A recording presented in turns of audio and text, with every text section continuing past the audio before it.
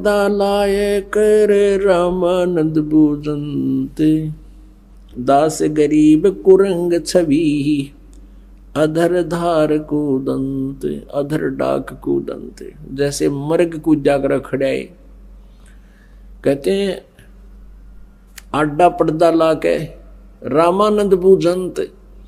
और गरीबदास साहेब जी जो परमेश्वर से परिचित हुए थे, परमात्मा गरीबदास जी को सतलोक लेकर गए थे, उनकी आत्मा को फिर वापस शरीर में छोड़ा था। उन्होंने आंखों देखा और पीछे का और आगे का दिव्य दृष्टि से सब विवरण परमात्मा की महिमा का ये आंखों देखा चित्रण किया। उस आधार से गरीबदास जी कह रहे हैं कि ऐसे कूद रहा रामानंद जी कुटिया में जैसे मर्ग कूद जाग रहे, गुस्से में कि तूने कैसे कह दिया। और कहता है कौन जात कुल पंथ है, कौन तुम्हारा नाम, दास गरीब आधीन गति, बोलत है बलि जाऊं मैं। अब गरीबदास जी कहते हैं वो परमात्मा बलिहारी था उस परमेश्वर पे 5 वर्ष की आयु में। जब रामानंद जी ने ये पूछा कौन जात कुल पंथ है और कौन तुम्हारा नाम, दास गरीब फिर आधीन गति, बोलत है बलि जाऊं मैं। जैसे एक नेक शिष्य ने अपने गुरु जी के प्रति कैसा व्यवहार आचरण करना चाहिए वो करते हुए बोल रहे हैं। कहते हैं गुरु जी तो छो मारे हैं, गुस्सा कर रहे हैं। और परमात्मा कबीर जी और आधीनी से बोलते हैं और फिर सच्चाई बताते हैं। जात हमारी जगत गुरु, परमेश्वर है पंथ। न्यू खड़े परमात्मा, दास गरीब लिखत पड़े, मेरा नाम निरंजन कंत। अब परमात्मा ने सच्चाई कहनी थी। कहते हैं जात हमारी जगत गुरु, मैं पूरे विश्व को ज्ञान देने वाला हूं और परमेश्वर वाला मेरा पंथ है। ईश्वर परमेश्वर। ईश तो ये ब्रह्म है, 21 ब्रह्मांड का स्वामी है, ब्रह्मा विष्णु महेश का पिता है। और ईश्वर ये परब्रह्म है जो 7 संग ब्रह्मांड का परमात्मा है, मालिक है, स्वामी है, प्रभु है। और परमेश्वर असंग ब्रह्मांड का स्वामी वो कबीर परमेश्वर है, वो परम अक्षर ब्रह्म है। गीता जी अध्याय नंबर 15 के श्लोक नंबर 16 और 17 में तीनों प्रभुओं का उल्लेख है। सरपुरुष ये ईश है, अक्षर पुरुष ये ईश्वर है। और 17वें श्लोक में 15वें अध्याय के में कहा उत्तम पुरुष है तू अन्य परमात्मा इति उद्धारते। यह लोक धर्म अविश्य विवर्ती अवैश्वर है, वो परमेश्वर है। गीता जी अध्याय नंबर 8 के श्लोक नंबर 1 में अर्जुन ने प्रश्न किया, प्रभु जी आपने जो 7वें अध्याय के 29वें श्लोक में गीता जी में जिस तत्ब्रह्म के विषय में जानकारी दी है कि उसके जानने के बाद प्राणी फिर यहाँ जरा और मरण से छूटने का प्रयत्न करता है, किम तत्ब्रह्म। गीता ज्ञानदाता 8वें अध्याय के 3रे श्लोक में कहता वो परम अक्षर ब्रह्म है। गीता जी अध्याय नंबर 8 के श्लोक नंबर 5 और 7 में गीता ज्ञानदाता कहता मेरी भक्ति करेगा मुझे प्राप्त होगा, तो युद्ध भी कर और मेरी भक्ति भी कर। 8वें अध्याय के 13वें श्लोक में गीता ज्ञानदाता अपना मंत्र बताता है कि ओम इति एकाक्षरम ब्रह्म विवहारण माम अनुसमरण ये परियाति तजन देहम सयाति परमाम गतिम। माम ब्रह्म मुझ ब्रह्म का ओम यह एक अक्षर है, उच्चारण करके सिमरण करने का, और जो अंतिम श्वास तक शरीर छोड़कर जाते समय इसका उच्चारण करता हुआ शरीर छोड़ता है तो मेरे ओम नाम से मिलने वाली जो अंतिम उपलब्धि है उसको प्राप्त करता है परम गति।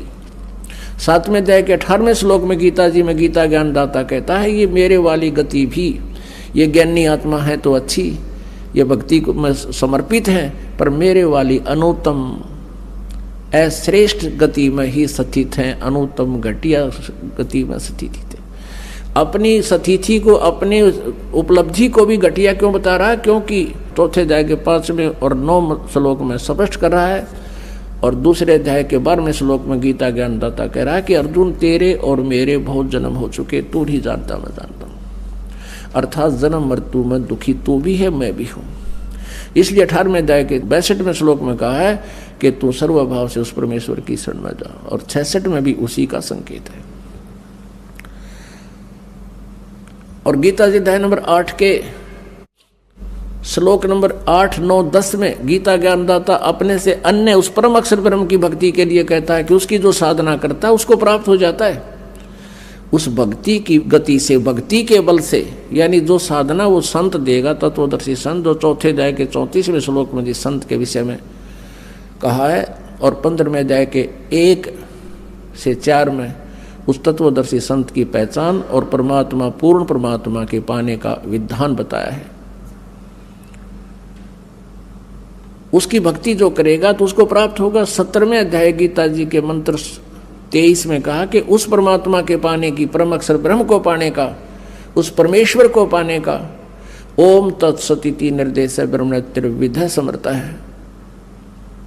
उस सच्चिदानंद घन ब्रह्म यानी परम अक्षर ब्रह्म परमेश्वर को पाने का वो 3 मंत्र का जाप है, जिसमें एक ओम जाप है ये ब्रह्म का, और जो तत् ये सांकेती है ये उस परब्रह्म का, ईश्वर, और तीसरा जो सत्य है वो गुप्त है, सांकेतिक है, वो भी ये दास बताएगा, वो परम अक्षर ब्रह्म का, वो परमेश्वर का।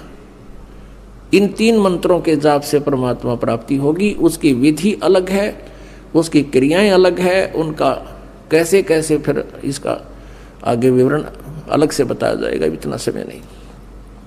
तो यहाँ क्या बताया है, परमात्मा ने कहा जाते हमारी जगत गुरु परमेश्वर है पंथ। जैसे किसी का तो वैष्णु पंथ है, वो विष्णु जी का उपासक है, किसी का शिव का पंथ है, शिव जी का विधि उसके अंदर वर्णित है। पंथ माने मार्ग, वे ऑफ वर्शिप। और कोई ब्रह्म तक ही जानता है, पर ब्रह्म की जानकारी विधि पूजा की किसी को नहीं।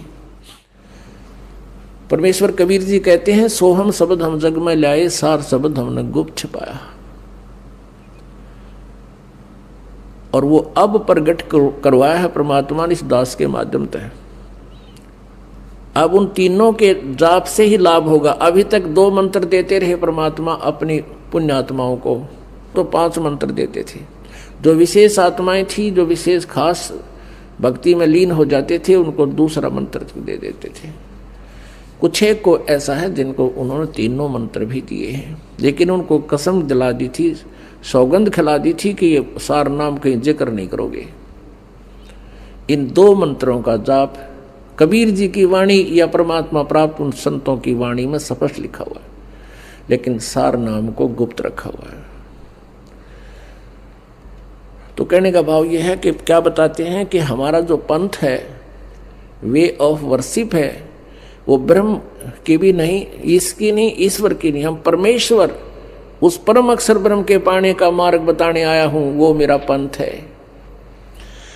जात हमारी जगत गुरु, यानी पूरे विश्व को ज्ञान मैं ही दे सकता हूं, मैं ही देता हूं, और सब अज्ञान प्रदान कर रहे हैं।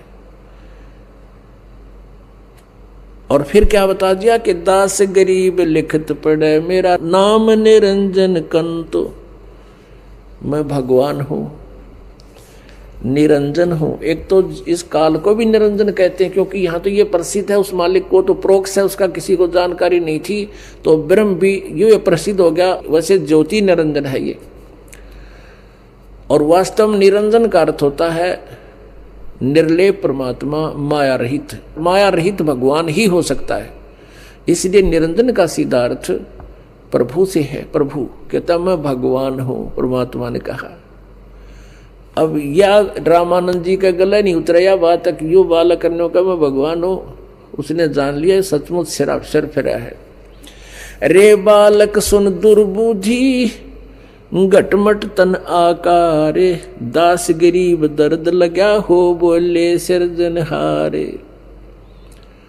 गरीबदास जी, जैसे तुलसीदास जी ने रामायण का पुनः चित्रण किया, सारा दोबारा लिखवाया, बोला ऐसे ही गरीबदास साहिब जी ने परमात्मा से प्राप्त ज्ञान योग के आधार से, दिव्य दृष्टि के आधार से पिछली पूरी घटनाएं ऐसे ऐसे बिल्कुल चलचित्र की तरह देख और आवाज सुनकर लिखा। अब जैसे श्रीमद् भगवत गीता बोली गई थी युद्ध के समय, युद्ध प्रारंभ होने से पहले महाभारत का, और लिपिबद्ध की उसे 20 वर्ष के बाद वेद व्यास जी ने एज इट इज, क्योंकि काल भगवान ने उसमें प्रवेश करके वो लिख दी। हम दूसरा इसको ये भी कह सकते हैं कि उसको दिव्य दृष्टि दे दी इतनी कि ये उस घटना को एज इट इज चलचित्र करके पूरी एज इट इज लिख सकता है। हमारे प्रत्येक प्राणी के अंतःकरण में, हमारे समझ लो एक प्रत्येक के अंदर एक ऐसी चिप डाल रखी है परमात्मा ने, परमानेंट डाल रखी है, और उसका इतनी कैपेसिटी है असंख्य युगों की जो भी घटनाएं पशु पक्षी मनुष्य जीवन में जहां भी राजा महाराजा देव रहे हम, वो सभी हमारे अंतःकरण में। और उस अंतःकरण में एक ऐसा सिस्टम भी लगा रखा परमात्मा ने कि हम कभी भी किसी समय घटना घटी हुई किसी भी प्राणी के विषय में उसकी जानकारी हम उसी से ले सकते हैं, और उसकी क्या वार्ता हुई, कहाँ का उसने क्या क्या कर्म किए, कैसी उसने घटना की, वो सब चलचित्र की तरह सामने आ जाती है। ऐसे गरीबदास साहिब जी चलचित्र की तरह जो पिछली घटनाएं घटी थी वो एज इट इज वर्णन कर रहे हैं कबीर परमात्मा जी की रजा से। तो रामानंद जी क्या कहते हैं, अरे बालक सुन दुर्बुद्धि, तेरा घटमट तन आकार। अब हमारी बुद्धि इस काल ने इतनी घुमा रखी है। विष्णु जी के उपासक स्वामी रामानंद जी, और फिर भी भगवान को निराकार कहें, और कहते हैं इस बात से दुखी हो गए कि तू अपने आप को भगवान बताता है, तो साकार दिखाई देता है, भगवान तो निराकार है। हमारी बुद्धि काल का बिकी हुई थी। तर ये खुद कहता है गीता जी अध्याय नंबर 7 में कि बलवानों का बल और बुद्धिमानों की बुद्धि मेरे हाथ में है, जब चाहे ऑन कर दूं, जब चाहे ऑफ कर दूं। अब जैसे श्री कृष्ण जी की मृत्यु होगी, उनके पैर में तीर मार दिया था विषाक्त एक पारधी ने, शिकारी ने, जो सुग्रीव का भाई बाली था त्रेता में, वो अपना टिट फॉर टेट आधार से विधान से उसने उनको मार दिया।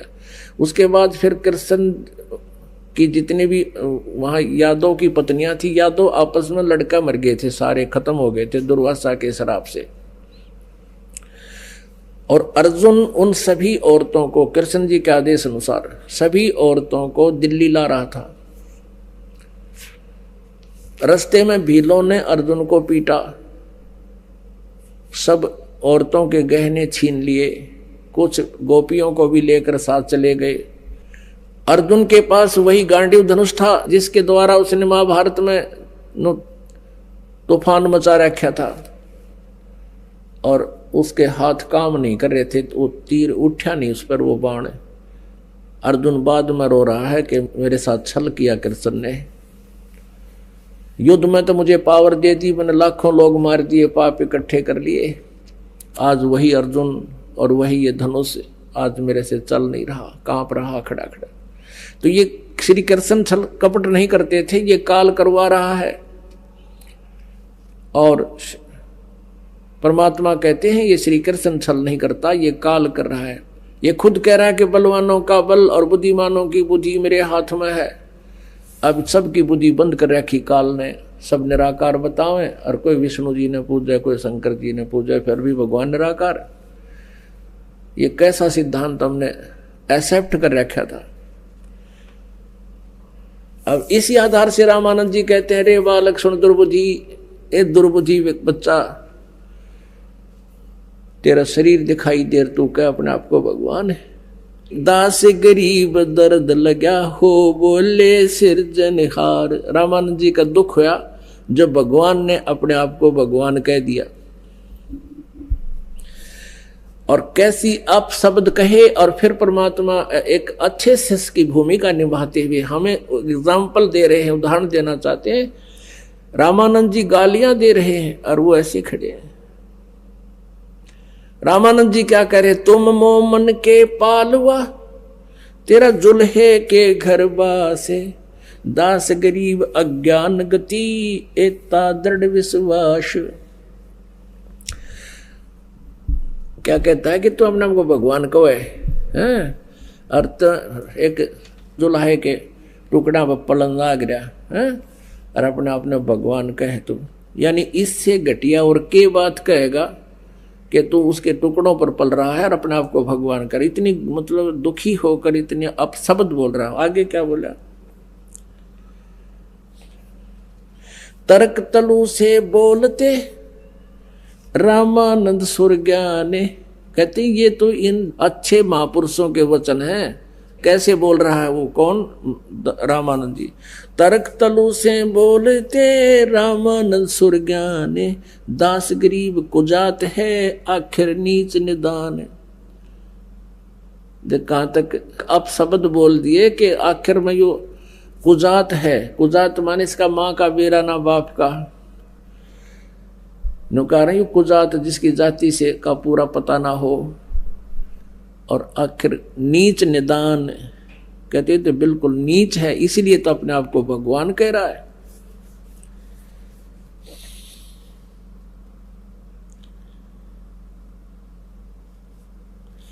अब परमात्मा क्या बोलते हैं, मैं के बदन खुलास कर सुन स्वामी परवीन, दास गरीब मनी मेरे मैं आजिज आधीन। वो तो गाली दे रहे हैं और परमात्मा विनम्रता से खुश होकर कह रहे हैं, मैं अवगत गत से परे और चार वेद से दूरे, दास गरीब दसों दिशा में सकल सिंध भरपूरे। वो परमात्मा कहते हैं कबीर जी कि मैं वो अवगत हूं जिसको तेरे चारों वेद भी नहीं जानते। वेद भी आखिर में ये कह देते हैं नेति नेति नेति न इति न इति, के हम जो बता रहे हैं परमात्मा की महिमा या कंप्लीट फाइनल नहीं है। इसलिए यजुर्वेद अध्याय नंबर 40 के श्लोक नंबर 10 से 13 में स्पष्ट किया है कि कोई तो परमात्मा को साकार बताता है जन्म लेने वाला, कोई निराकार बताता है वो जन्म नहीं लेता। और कोई जिसने कोई अक्षर ज्ञान ग्रहण कर दिया उसको विद्वान कह देते हैं, और जिसने अक्षर ज्ञान नहीं है उसको अविद्वान बताते हैं। परमात्मा कैसा है, विद्वान और अविद्वान की डेफिनेशन भी वो तत्वदर्शी संत बताएंगे, उनसे सुनो। इससे सिद्ध है कि वेद ज्ञान कंप्लीट नहीं, और वेदों में वर्णित विधि से पूर्ण परमात्मा प्राप्ति नहीं, केवल ब्रह्म तक का ही पूजा विधि और उसकी प्राप्ति का मार्ग है। तो यहां परमात्मा कहते हैं मैं अवगत गत से परे चार वेद से दूरे।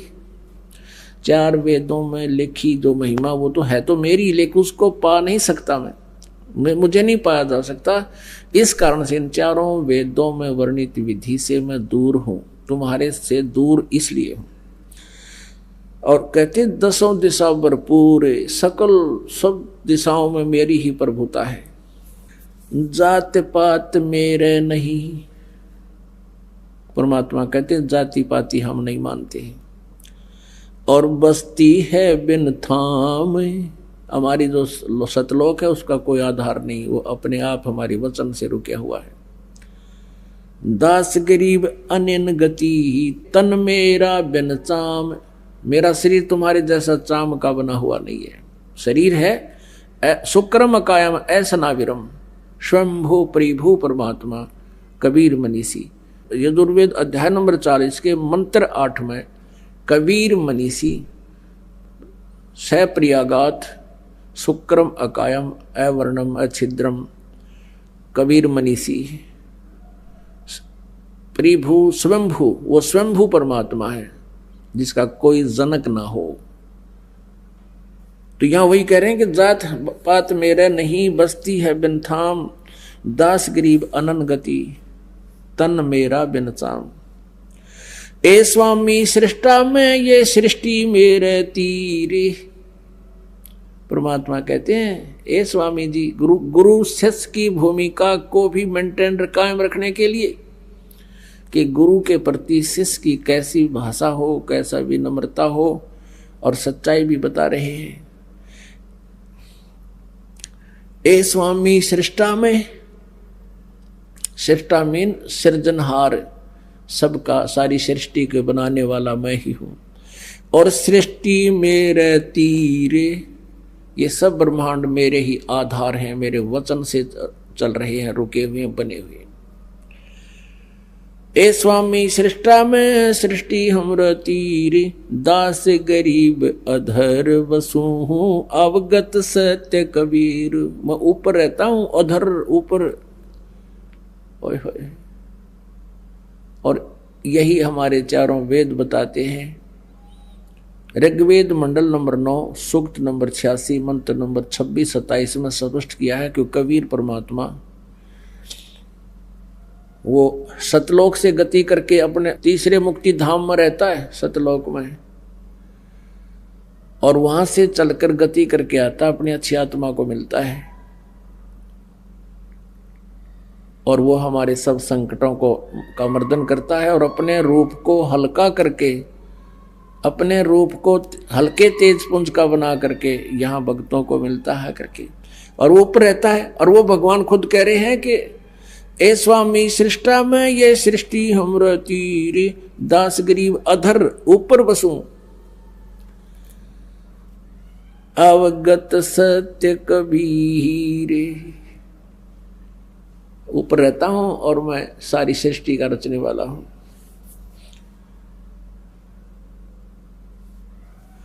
सुन रामानंद राम में, मैं बावन नरसिंह, दास गरीब सर्व कला में, मैं ही व्यापक सर्वंग। जैसे व्यापक सर्वंग माने वासुदेव मैं ही हूं, सब जगह व्यापक मैं ही हूं। जैसे गीता जी अध्याय नंबर 3 के श्लोक नंबर 10 से लेकर 15 तक बताया गया है कि जो यज्ञ नहीं करते वो नालायक व्यक्ति हैं ही हैं।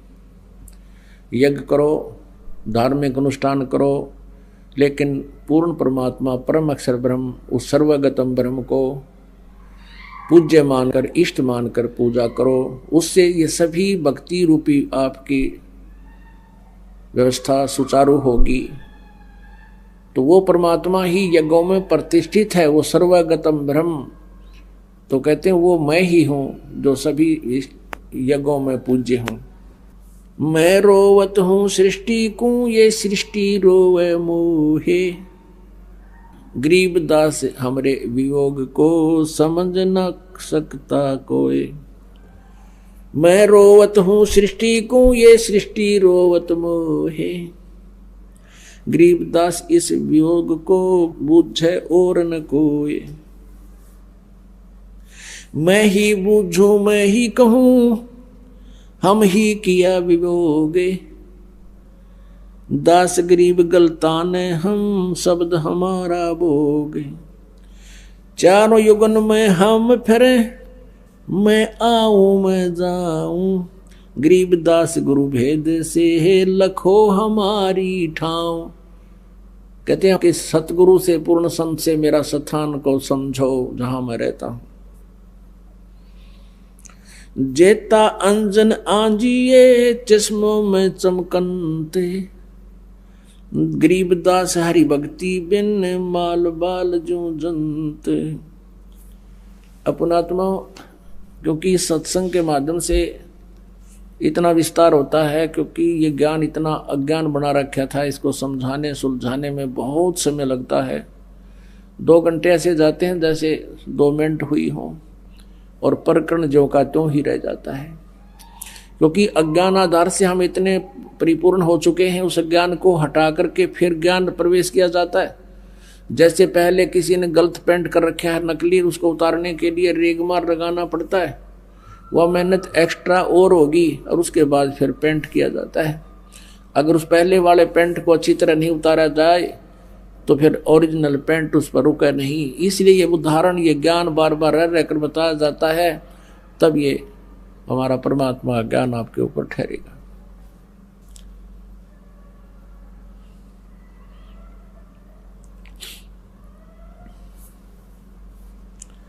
तो क्या बताते हैं कि जेता अंजन आंजिए, चश्मों में चमकनते, आप पुण्यात्माओं, सत्संग के दौरान आपका एकाग्रचित होना चाहिए। एक एक के शब्द इस दास के मुख से निकले हैं, इनमें प्रत्येक के अंदर बहुत बड़ा रहस्य और आपके काम की बातें होती हैं। आप जी इधर उधर ध्यान नहीं रखे, क्योंकि 2 घंटे की बात है, तो फिर 2 घंटे शाम होंगे, 4 घंटे, बाकी 20 घंटे बहुत कुछ होते हैं इधर उधर की सोचने। तो अब जैसे ये कई बार बताते हैं, कई भक्तों को शंकाएं भी रह जाती हैं, प्रत्येक को इंडिविजुअली नहीं बताया जा सकता, ना समाधान किया जा सकता। सत्संग इसलिए किया जाता है सामूहिक तौर पर, आपको कुछ ऐसे गूढ़ रहस्य भी साथ में बताए जाते हैं जो आपको आवश्यक है। अब इसमें क्या शब्द आया है कि जेता अंजन आंजिए वो चश्मों में दिखनते। अंजन माने माया। जितना भी अंजन यानी भक्ति रूपी जो शक्ति तो ग्रहण करेगा, भक्ति धन, भक्ति माया, वो तेरी आंखों में चमकेंगी। आपकी आंखों के सामने जैसे हमने ये अंधेरे में भी दिखती हैं, और ऐसे बहुत से कुछ ऐसे अलग सी वस्तु दिखती है जो आप जी को भी दिख रही है। जिन्होंने नाम ले लिया 2-4 महीने, 6 महीने, साल, 2 साल हो गए जिनको, उनको ये प्रकट होना शुरू हो जाती है। आंखों के सामने थोड़ी सी दूरी पर ऐसे तार से नजर आएंगे, बहुत ज़्यादा और भी काफ़ी क्रियाएं अपने आप दृष्टिगोचर रहती। वो क्या है, हमारी जितनी भक्ति अंदर, हमारी भक्ति बढ़गी, उसका लेवल है, उसका प्रतीक है कि आपकी भक्ति इतनी हो चुकी है। और एक भक्त, कई बार कुछ भक्त ऐसे मिले, वो कहने लगे जी मेरी आंखें खराब होगी, आँखें के आगे काला काला दिखे, तार से दिखे, और डॉक्टर को भी दिखा, डॉक्टर बोला ऑपरेशन करा ले। मैंने कहा भाई ये तार जो है, ये जो भी तुझे दिखाई दे रहा बेटा, है तेरी भक्ति का प्रतीक है, और ये हमें भी दिखाई देते हैं। ये ना दिखे फिर भक्ति है नहीं तुम्हारी।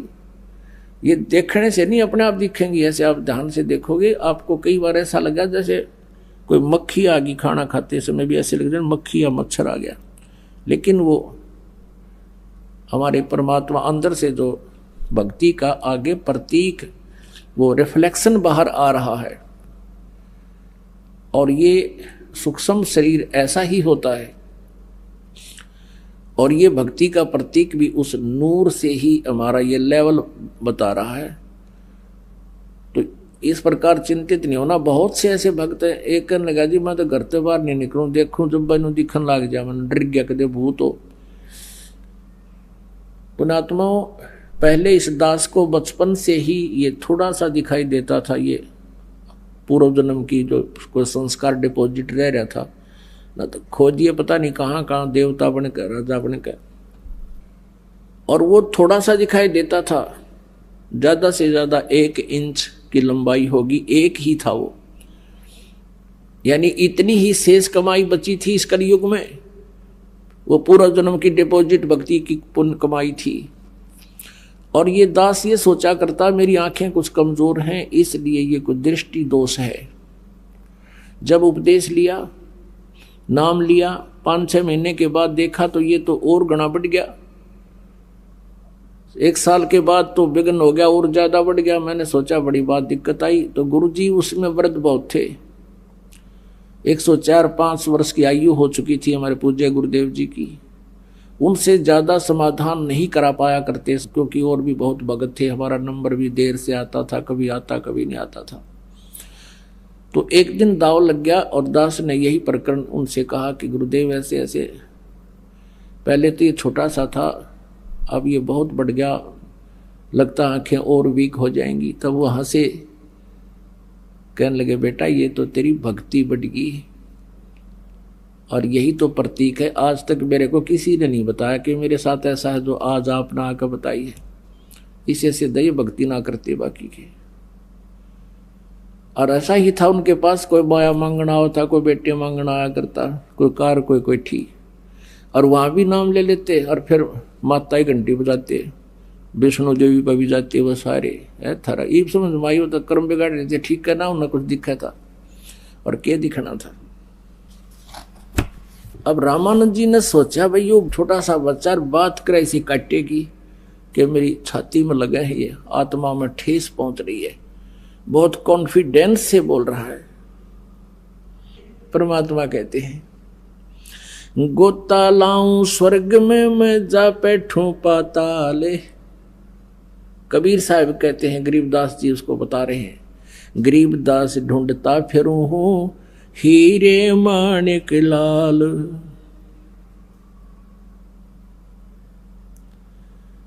अपनी प्यारी आत्माओं, अपनी पुण्य आत्माओं को जैसे ऋग्वेद मंडल नंबर 9 और सूक्त नंबर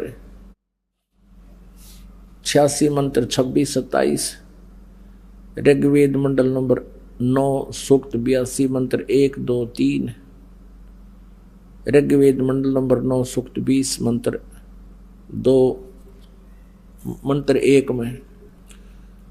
तो पुण्यात्माओं, ये वही वर्णन है जो परमात्मा कैसी लीला करता है कि वो परमात्मा सतलोक से चलकर आता है, एक श्रेष्ठ अच्छी आत्माओं को मिलता है, उनको ज्ञान देता है, ज्ञान से परिपूर्ण करता है, उनको मोक्ष मार्ग बताता है। और स्वयं परमात्मा खुद कह रहे हैं गोता लाऊं स्वर्ग में और जा बैठूं पाताल।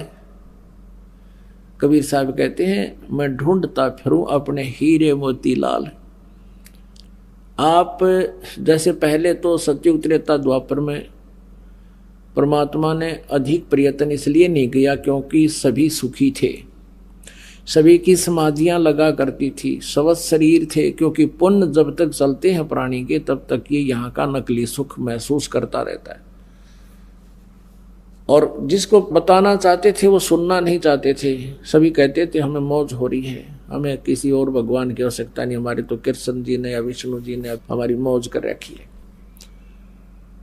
अब कलयुग में परमात्मा ने पता था कि कलयुग में इनकी सारा जाड़ा आ लेगा, इनकी सब पुण्य कमाई नष्ट हो जाएंगी और पहले की कमाई इनकी होगी नहीं। और जिन भगवानों को ये मोक्षदायक मानकर इनसे सुख राहत प्राप्ति के लिए पूजाएं भी कर लेंगे, उनसे राहत मिला नहीं, क्योंकि वो दे ही नहीं सकते, वो आपके भाग्य में परिवर्तन नहीं कर सकते।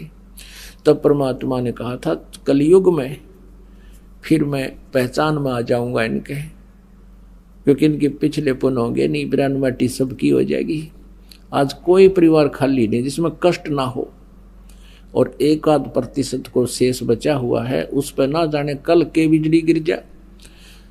तो इस परमात्मा की शरण में आने से आपके कष्ट भी दूर होंगे, गारंटीड होंगे। ये सत्कर मान लेना पुण्यात्मा हो। दास का कोई उद्देश्य नहीं, कोई खानदानी पैसा नहीं कि हमारा दादे परदादे भी ये काम करा करते, हमने कोई रोजी रोटी ना मिल रही थी। दास सर्विस करता था, जेई की सर्विस थी, 2 टाइम पेट्रोल ठीक मिल रहे थे, लेकिन आदेश हो गया परमेश्वर का, गुरुदेव का, कि तू ये काम सेवा कर, मजदूरी कर मेरी। दास उसका मजदूर बनकर उनकी प्यारी आत्माओं को संदेश भेज रहा है उनके आदेश अनुसार। तो ये सत्कर मान लेना जो इस दास ने इस मालिक को चुना है। निदास तो पहले कृष्ण पुजारी था, विष्णु पुजारी था, हनुमान पुजारी था, शंकर भगवान का पुजारी था, लेकिन हम उनका अनादर नहीं। ये नहीं सोचो कि हम ब्रह्मा विष्णु महेश को बिल्कुल हे समझते नहीं। जैसे गीता जी अध्याय नंबर 2 के श्लोक नंबर 46 में कहा कि जब बहुत बड़े जलाशय की प्राप्ति के उपरांत छोटे जलाशय में जैसी आस्था रह जाती है अर्जुन, जब तुझे परमात्मा के गुणों से तो परिचित हो जाएगा, फिर अन्य देवताओं में, अन्य ज्ञान में तेरी इतनी श्रद्धा रह जाएगी। जैसे पहले क्या था कि सारी व्यवस्था मनुष्य की जल के ऊपर जो तालाबों पर आधारित थे, सिंचाई भी उसी से करते थे, पशुपालन भी उसी से करते थे, और स्वयं भी जलपान उसी से करते थे तालाबों से। और कुछ छोटे तालाब जिसके ऊपर आश्रित पूरा गांव 20-30 घर हुआ करते थे, 30-40 मुश्किल से एक तालाब पर आश्रित रहते थे, उसी से पीते थे, उसी से पशुओं को पानी पिलाते थे, उसी से कुछ सिंचाई कर लेते थे। अब 1 वर्ष वर्षा ना होती तो वो सूख जाते थे, सब तड़प जाते थे, वो भाग जाते थे इधर उधर कहीं बड़े जलाशय की खोज में। और उन व्यक्तियों को कोई बहुत बड़ी झील प्राप्त हो जाए जिसमें 10 वर्ष वर्षा ना हो तो भी जल अंत ना हो, समाप्त ना हो, तो फिर उन व्यक्तियों की धारणा छोटे जलाशय में जिस आस्था रह जाएगी उस बड़ी झील की प्राप्ति के बाद, तो उनको वो छोटे तालाब वाला जल व्यर्थ नहीं लगता, वो बुरा नहीं लगता, लेकिन उसकी कैपेसिटी नहीं है जो उनको सदा सुखी कर सके। वो स्वयं नाशवान है, वर्षा होगी तो वो परिपूर्ण हो जाएगा, 1 साल गुजारा हो जाएगा, 1 वर्ष वर्षा ना हुई तो आश्रित भी मरेंगे, वो तो सूखे गया। और उस झील के ऊपर जल वही है, वर्षा का ही जल है, शुद्ध जल है वो, लेकिन उसकी कैपेसिटी पूरी नहीं है, बहुत कम क्षमता का है। ऐसे ही ब्रह्मा विष्णु महेश के जो पावर है या बुरी नहीं है, और परमात्मा की पावर क्या है, तो दरिया है, दरिया गंगा दरिया जैसा समझो, जिसका जल कभी अंत ना हो, नहा भी ले, धो भी ले, नहर भी निकाल ले, सिंचाई भी कर ले, फिर भी खत्म ना हो। तो इस प्रकार हमने इस परमात्मा पर जब आपकी आस्था हो जाएगी, इसका ज्ञान हो जाएगा, फिर ब्रह्मा विष्णु महेश में हमारी फिर वो बुरे नहीं लगते, लेकिन उनकी अक्षमता का पता लग गया हमने। और जिसने 10 वर्ष वर्षा ना हो रहा ऐसा झील मिल जाए, फिर कौन झांकण जाएगा उसके ऊपर।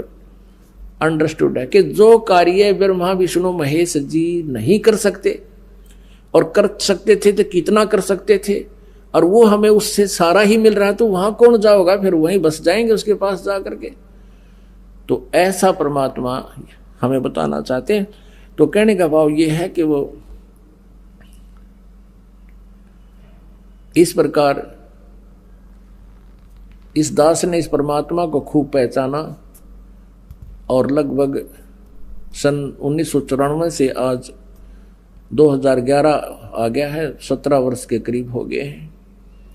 और जो सुख और जो स्थिति में परिवर्तन इन पुण्यात्माओं में किया है, जो दास देख रहा है कि जिनके पास साइकिल नहीं थी, 2 कार चले उनके, अब ये तो वैसे ही, ये तो आपको यहाँ की सुविधा तो ऑटोमेटिकली मिलेंगी इस भगवान की भक्ति से। जिनको तुम भटक रहे थे, इससे को ऊपर सारा डिवोट हो रहे थे, माया कमाने के लिए हुकंड करो, कुछ भी हो जाए वो करने तैयार थे, ये तो आपको इस भक्ति से मालिक आप व्यवस्था करेगा, किसी तरह भी करे, और 1 नंबर का धन देगा आपको।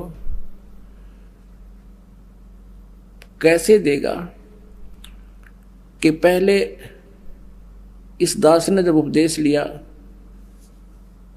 तो ऐसा एक प्लाट था, वो प्लाट लिया 4000 रुपए का, और 2 साल के अंदर अंदर ही 1.5 वर्ष के बाद उसके आसपास से बाईपास निकल गया। उसमें कुछ कंस्ट्रक्शन कर दी इस दास ने, तो सारी कंस्ट्रक्शन मुश्किल से 20,000 रुपए का खर्चा होगा, 1.5 लाख देने वाला आ गया, और पक्की रजिस्ट्री कराई 1.5 लाख में। अब देखो, अब उस समय आज से 20 साल पहले, और कैसे 1 नंबर में धन दे दिया, और सारी उम्र नहीं बचा सकता इतने जितने एकदम परमात्मा 1.5 साल में कर दिए। ये ना जाने कित के कर दे, ये फिर इतनी माया देने लग गया परमात्मा से हाथ जोड़ना पड़ा, क्योंकि मालिक ने इस माया का अवगुण भी बहुत बता रखा है। इस माया की घनी जरूरत नहीं है, ये तो इतनी मांगे मालिक ते कि साईं इतना दीजिए जिसमें कुटुंब समावे, हम भी भूखे ना रहे, अतिथि ना भूखा जावे। इससे घड़ी मांग ली तो जी का झाड़ हो जाएगा आपका, और परमात्मा साथ रहेंगे तो किसी चीज का अभाव आपको नहीं रहेगा। तो कहने का भाव यह है कि जो यहाँ आपको संसारिक सुविधा जो मिलेंगी वो तो फ्री ऑफ कॉस्ट होंगी, वो तो रुंगे में होंगी। रुंगे में, रुंगा क्या होता है कि जैसे पहले हम देखा करते, हमारे गांव में जाते थे ये बाहर के लोग, कोई सब्जी बेचनिया, कोई कचरे बेचनिया, कोई आम बेचने वाला, तो हमारी काकी ताई माँ दादी ये क्या करा करती थी,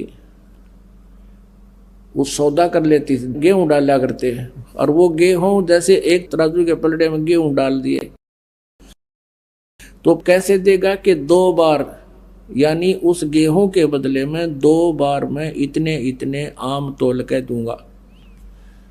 वो तो तोल दिए, फिर नो क्या करती, रूंगा और दे। रूंगा क्या होता है, सौदा तो हो लिया वो फ्री में, अकोर दे। तो कोई नो कहता ना रूंगा ना दूं, अक्तना हम ना लेते तेरे, रूंगा पहले दे। तो वो 2 आम 1 आम उठाकर और दे देता था, वो फ्री का था, उसको रूंगा बोला करते थे, रूंगा। तो पुण्यात्माओं, हमारा जो सौदा है वो तो है मोक्ष प्राप्ति का। यो सौदा हम मोक्ष वाला तोल कर दे रहे हैं आपको, और ये देंगे रूंगे में जो सुख सुविधाएं आपको यहाँ की चाहिए,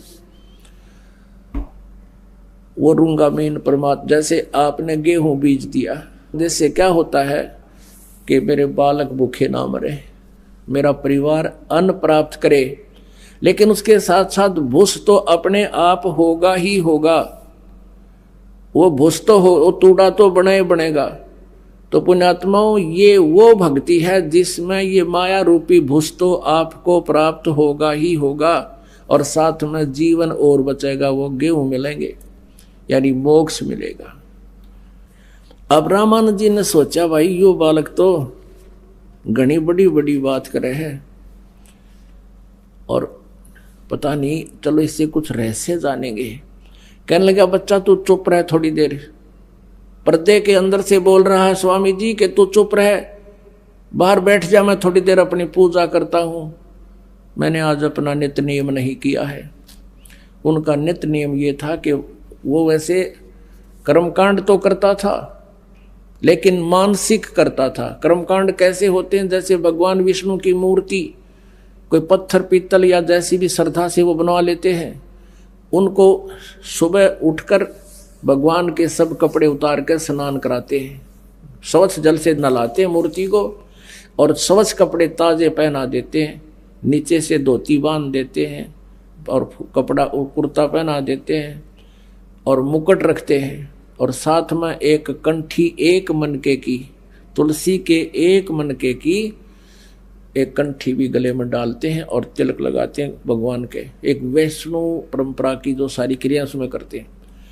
ऐसे प्रतिदिन किया करता था रामानंद जी। जैसे अपने सिर पे गंगा का जल उठा के, मानसिकता अपना भाव बनाए रखने के लिए उसने ऐसा दृष्टिकोण, ऐसा तरीका अपनाया था कि भगवान में श्रद्धा बनी रहे। वर्ग व्यक्ति जैसे सोपन होता है, ऐसे मानसिक सेवा होती है पूजा। तो जैसे गंगा पर गया हो स्वामी जी, वहां से बर्तन भरे, और सिर पे रखा भगवान के नहलाने के लिए, चलता हुआ आ रहा, इमेजिन कर रहा है, कल्पना कर रहा है, लाकर रख दिया। भगवान के कपड़े उतारे, काल्पनिक मूर्ति, और सब कपड़े उतारे, नवाए प्यार से, सब कपड़े स्वच्छ पहना दिए और तिलक लगा दिया, मुकुट रख दिया। उस दिन वो कंठी डालना भूल गया। वो सौपन में जैसे दीक्षा करें ना, सारी कंठी रखी दिखे न्यारी, उसका प्रतिदिन का अभ्यास था, प्रैक्टिस थी। अब स्वामी जी ने सोचा, भाई आज कंठी ना डाली भगवान के, और मुकुट रखने के बाद उस दिन उतार नहीं सकते।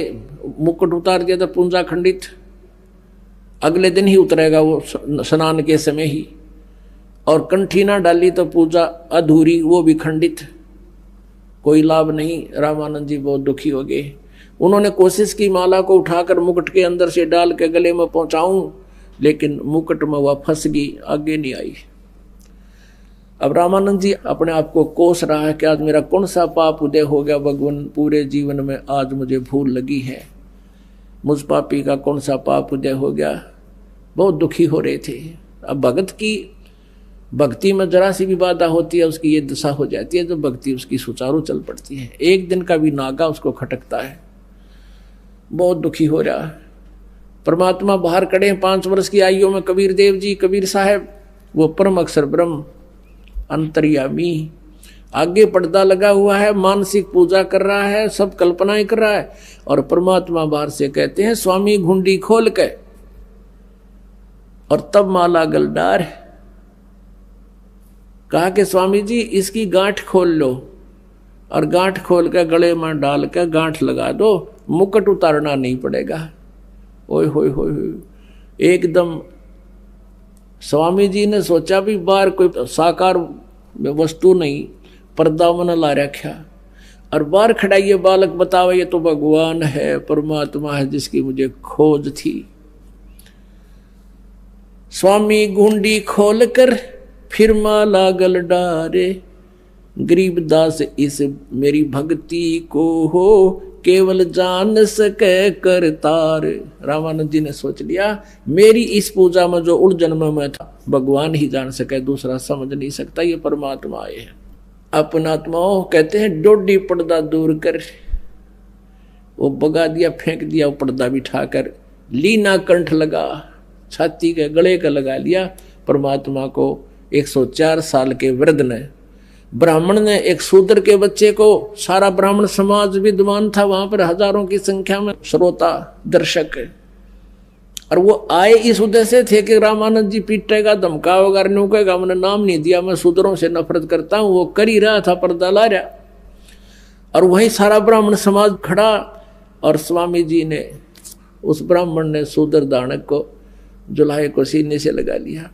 अपन आत्माओं इसको ब्राह्मण कहते हैं। ब्राह्मण सोए जो भगवान पहचाने, ब्राह्मण सोए जो ब्रह्म पहचाने, पंडित सोए जो पिंड की जाने। अब ये है कहते हैं वक्त पड़े सौदा करे, और बाढ़ में जाओ यो नकली ज्ञान है। अब जैसे रामानंद जी ने समाज नहीं देखा, भगवान देखा, लोक लाज नहीं देखी, परमात्मा को चाहा, उसी के लिए वो पाप पीट रहा था, सामने भगवान खड़ा, फिर लोक लाज में मरे तो उसके साथ नालायक व्यक्ति नहीं। कहते कुछ नहीं देखा। अब क्या बताते हैं, डोडी पर्दा दूर कर लीना कंठ लगाए, गरीबदास गुजरी बहुत जब बदन बदन मिलाए। जब शरीर के शरीर मिलाया एक दानक के साथ एक ब्राह्मण ने, और 600 साल पहले जो छुआछात चरम सीमा पर थी, कहते हैं उसके बीती तो बहुत बूंदी, मन मन में, मन तो उस्ताद है ना, बकवाद में लगा रहता है। कहते हैं गुजरी तो बहुत बुरी, उससे क्या कहेगा समाज, थूकेगा तने, नफरत करेगा, निंदा का पात्र होगा। मन युकाल मन का एजेंट है, पर आत्मा परमात्मा की है, वो उसकी बातों में आई नहीं, और सीने का लगा लिया, देखी जाए कहने दे दो कहेगा। जिसके लिए पैर पीट रहा हूं, जिसके लिए सारा जीवन खो दिया, वो सामने खड़ा, और मैं नखरे करूं मेरे जैसा दुष्ट नहीं। अब फिर परमात्मा ने, क्योंकि ये सारा कुछ ज्ञान भी तो बताना था, औरों को भी बहुत से समझाना था, रामानंद जी का फिर सोचा, क्या बताते हैं, मन की पूजा तुम लखी मुकुट माल परवेश, गरीब दास गत कौन लखे है, तेरा कौन वर्ण कौन बेख। अब रामानंद जी कहने लगे कि मन की पूजा तुम लखी, मेरे मन की पूजा तुमने देख ली, तुम परमात्मा हो, मुकुट माल प्रवेश, मुकुट में वह माला अड़गी थी, आपने विधि बता दी, आपने देख कैसे लिया भगवान हो। रामानंद जी बोले, हे भगवान आपको हम कैसे पहचान सकते हैं, आप किस तो वर्ण में, यानी जुलाहे वर्ण में खड़े हो, और किस वेशभूषा में। एक छोटा सा बालक धोती बांधे टोपी पहने खड़ा, एक छोटा सा बालक धोती बांध के खड़ा है, 5 वर्ष का बालक, और तुझे भगवान मानू क्यों करे, कैसे समझाया दुनिया पर मालिक आपको कैसे पहचान सकती है। अब मेरी तो बुद्धि आपने खोल दी, अब तो मैं तो आपको स्वीकार कर रहा हूं। मन की पूजा तुम लखी मुकुट माल परवेश, दास गरीब गति को लखे है, कौन वर्ण कौन भेख। कौन वर्ण क्या भेख, किस वेशभूषा में और किस जाति में आप खड़े हो। होय या तो तुम शिक्षा दे मान ले मन मोरे, गरीब दास कोमल पुरसी हमरा बदन कठोर। जो मालिक को सीने से लगाया रामानंद जी ने परमात्मा को, ऐसा शरीर था जैसे रुई का होया करे, ओए कति रुई जैसा, क्योंकि वो शुक्रम अकायम ऐसनाविरम, ये हार्ड मांस का नहीं, उनका तेज पुंज का शरीर था। तो रामानंद जी कहते हैं कि ये तो मैं समझ गया भगवान, आपकी शिक्षा को आप मेरी फड़क निकालना चाहो थे जाति और पाति की, वह तो मेरा समझ में आएगी। और परमात्मा आप, मेरा तो शरीर वज्र जैसा है, कठोर है, और आपका तो कोमल शरीर है, आप सचमुच प्रभु हो। अब यहाँ रामानंद जी ने सोचा, क्योंकि मन है, मालिक ने फिर छोड़ दिया ढीला के बीच ने फिर छलांग लगा लेने दे। अब रामानंद जी कहने लगे कि बच्चा एक बात बता, आपने झूठ क्यों बोला, परमात्मा बोले भी क्या झूठ बोला बताओ। रामानंद जी ने कहा कि आपने कल इनके सामने कहा कि आपने मुझसे उपदेश ले रखा है, आपके पास क्या प्रमाण है। परमात्मा ने कहा कि हाँ जी मैंने आपसे उपदेश ले रखा है। और क्या प्रमाण है? रामानंद जी ने पूछा बताओ मैंने क्या नाम दिया था तुझे।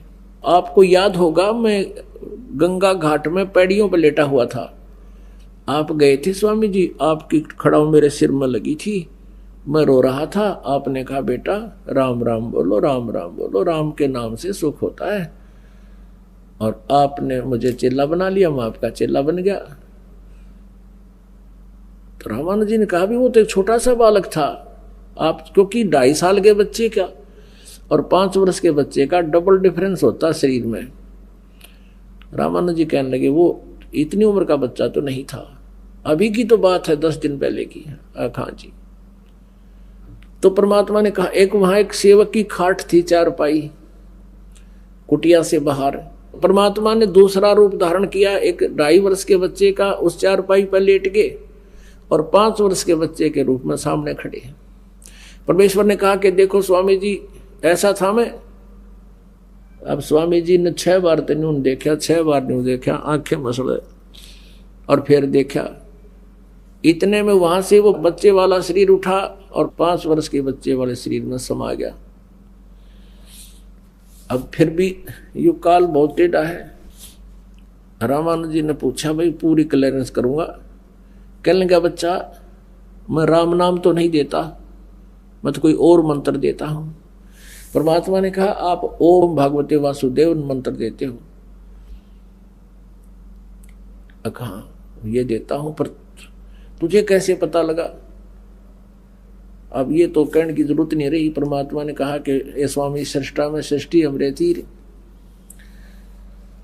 फिर उसने कहा कि बच्चा मैं एक कंठी भी देता हूं, वो कंठी तो तेरे गले में है नहीं, वो नीचे डाल रखी थी, कमीज के मालिक ने नीचे कर रखी थी, वह काट के दिखा दी कि देख ये रही वह कंठी। रामानंद जी कहने लगा कंठी? कहा आपने उसी दिन गंगा घाट पर मेरे गले में डाली थी। ओहो, वो जान गया रामानंद की घनी बात, फालतू बात करने की आवश्यकता नहीं, अब और ज्यादा डिस्कस की आवश्यकता नहीं रही, चुप करके बैठ गया। परमात्मा कहने लगे स्वामी जी आपका ये जीवन व्यर्थ हो चुका है, आपकी साधना भक्ति ठीक नहीं है, आपके लिए मैं यहां आया हूं। आपने मेरी 2 युगों में बहुत सेवा कर रखी है, उसके प्रतिफल में मैं आपके लिए आया हूं। आपकी साधना गलत है, आप गीता जी से परिचित नहीं, आप वेदों से परिचित नहीं। आप परमात्मा को निराकार बताते हो, वेद परमात्मा को साकार बताते हैं। आप गीता जी को पढ़े हो? कहाँ गीता जी से को पढ़ा हो। फिर कहने लगा बेटा एक बार एकांत में बैठेंगे। एकांत में बैठ के गंगा के घाट पर आसपास गंगा के किनारे, और भी 20, 30, 50, 100 भक्त रह गए, बाकी सब चले गए सिर पीट के। सब उठ गया ब्राह्मण समाज। जब रामानंद जी ने उस बच्चे को सीने से लगाया जुलाए के को, वो दर्शक तो डंडी पाट गए सारे, भाई तो डूब गया कति, इसने तो इज्जत का नाश कर दिया है, ये तो ब्राह्मण धर्म के योग्य नहीं रहा। उठ गए नकली सारे। अब परमात्मा और आत्मा 5-4 भक्त और 10-20 रह गए वहां पर। अब परमेश्वर ने कहा कि आप क्या साधना करते हो, किसको भगवान मानते हो? रामानंद जी ने कहा मैं भगवान विष्णु को इष्ट रूप में मानता हूं। अब रामानंद जी को सभी शास्त्र कंठस्थ याद थे। 104 वर्ष के हो गए थे, 16 वर्ष से वो लगे थे भक्ति में। ब्राह्मण के घर जन्म था, बचपन तक ये पुराण वेद और गीता जी इनके पास होते ही थे। तो रामानंद जी ने वेदों के मंत्रों को और सभी गीता जी के पूरे कंठस्थ याद कर रखा था, पुराणों के पूरे प्रकरण याद थे उनके। परमेश्वर ने कहा कि आप विष्णु जी की किस तिथि को मानते हो, उनकी क्या स्थिति है, उनकी जन्म मृत्यु होती है वा नहीं?